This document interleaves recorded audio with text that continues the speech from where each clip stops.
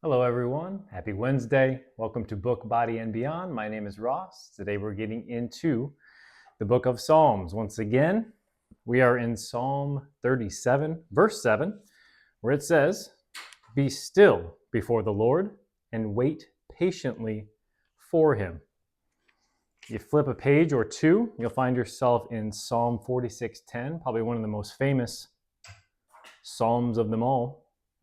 Psalm 46:10 says, "Be still and know that I am God."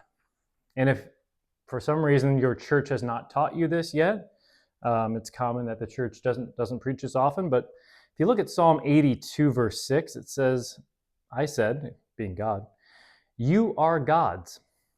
You are all sons of the Most High." And of course, Jesus confirms this in John chapter 10, verse 34, and Jesus is about to be stoned by the Pharisees.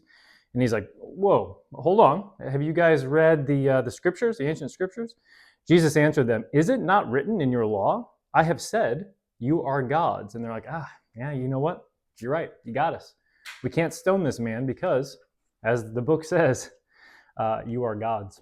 So going back to those verses in Psalm that we just mentioned, we're talking about being still and knowing that we are God. Or you can say, "I am God," if you want to look at it as an outside source, that's fine. But ultimately, that being still process, we get there through meditation. It's sitting down and being absolutely still, both with your physical body and certainly, more importantly, your mind.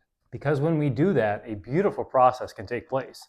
If we read John 3, verse 14, it says, "Just as Moses lifted up the snake in the desert, so the Son of Man must be lifted up." So the snake in the desert or the wilderness, that's called kundalini. It's a feminine energy that rises from the base of our spine, ultimately ending in the pineal gland of our brains. And the Son of Man, being Jesus or Christ, has to do the exact same thing, the exact same process within us. So as we've talked about, Christ just means anointed with oil. And this oil is going to ascend and descend from the sacrum bone, which is our sacred bone, to our pineal gland in the center of our brains. And it does so via the cerebrospinal fluid, or CSF, that travels up and down our spinal column. This oil crosses over all 33 vertebrae, which is why Jesus dies at age 33. And it's crucified at Golgotha, or Calvary. Golgotha is the Hebrew word for place of the skull, and we get our English word cranium from the Greek, Calvary. You won't find Golgotha or Calvary on a map, but you will find it between your temples. So again, through meditation, when that energy rises up your spine and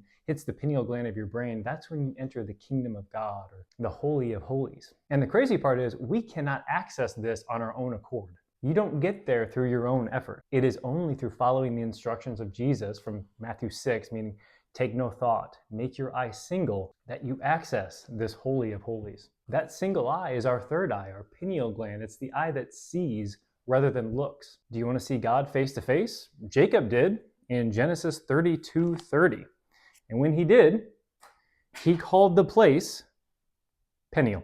And the very next verse talks about the sun rose above him and he passed Peniel. You won't find Peniel on a map. You will find Peniel right between your eyes. A few verses before that, in the 24th verse, it talks about Jacob being alone. He had sent all of his possessions, his wives, his concubines, everything he owned, across the river. And it was when he was left alone and in darkness that he wrestled against God. And that is the process of meditation. It happens in that darkness, in that stillness, in the silence. That Son of Man, or Son of Righteousness, arises to the pineal gland, and the body is filled with light, just like Jesus teaches in Matthew 6:22. I'd like to wrap things up today with a quote from Mother Teresa.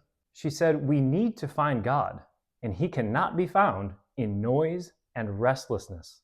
God is the friend of silence." So find that silence, find that stillness, find that darkness, and eventually, if you're patient, that light will come on. That wraps up our video on this Wednesday. Next Wednesday, I look forward to talking more about the book of Psalm, in particular, how and when we are to worship God. That should be fun. See you next time.